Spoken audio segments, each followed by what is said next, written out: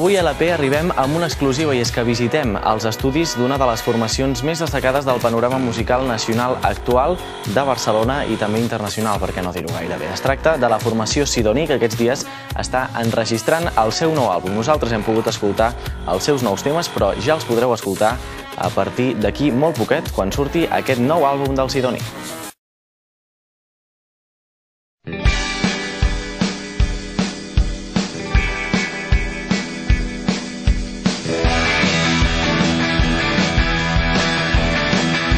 Sidoní és un grup espanyol que va sorgir a Barcelona a finals dels anys 90. Els seus components són Marc Ros, Jesús Senra i Axel Pi.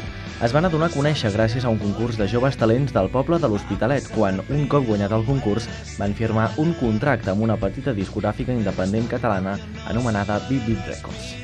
Durant el seu contracte amb aquesta companyia discogràfica van firmar diversos treballs, com les maquetes Dragonfly i Roja, però la que els va catapultar a la fama va ser la homònima Sidoní.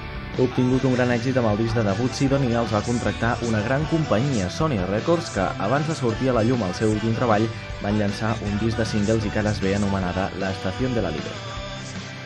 A part, però, també han fet col·laboracions amb altres grups com, per exemple, el grup madrileny Pereza o els catalans Sopa de Cabra i Love of Lesbia. El 2005 van col·laborar en un disc de Nadales amb Marc Parró. Així doncs, avui a LP us oferim aquesta entrevista en exclusiva visitant els estudis d'aquesta formació Sidoní, que estan enregistrant actualment el seu nou àlbum, que està previst que surti aquest estiu, anomenat Inferno. Doncs estem aquí amb Sidoní, amb l'Axel, en Marc i en Jess, que estan gravant als estudis Blind Records el seu nou treball discográfic. Un trabajo que lo volvéis ahora a grabar aquí, porque siempre repetís Blind Records. ¿Qué tiene Blind Records que no tenga otros estudios? Bueno, básicamente eso ya es todos los años que llevamos grabando aquí los discos, desde Cell Kids, que decidimos entrar a grabarlo aquí, y es un poco el rollo familiar, ¿no?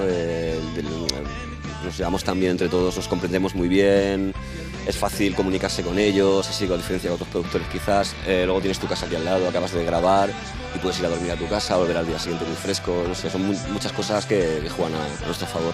I què ens trobarem? Feu-nos 5 cèntims, una exclusiva, un petit resum del que ens trobarem en aquest nou disc. Bueno, doncs, Ada, el disc es titula El Incendio i és un títol que vam treure la setmana passada, vull dir, no teníem títol fins ara, i és un disc que està ple de cançons d'amor. De fet, totes són cançons d'amor. Això no vol dir que sigui un disc amb cançons lentes o a mig temps, sinó que és un disc molt enèrgic i molt potent. L'hem gravat en directe, els tres, més els músics, que són el Ricky Falner, que ha produït i toca també, el Florian Santos, menys els veus que s'han gravat a part. Però això dona una energia molt que es notarà molt en el disc, i el fet de gravar amb instruments antics, teníem un Hammond dels anys 30, guitarra dels 60 dels 70, fa que tots soni a fusta, realment. He entès que la secció de vents serà una cosa espectacular. Tot serà espectacular, la secció de cordes. Estem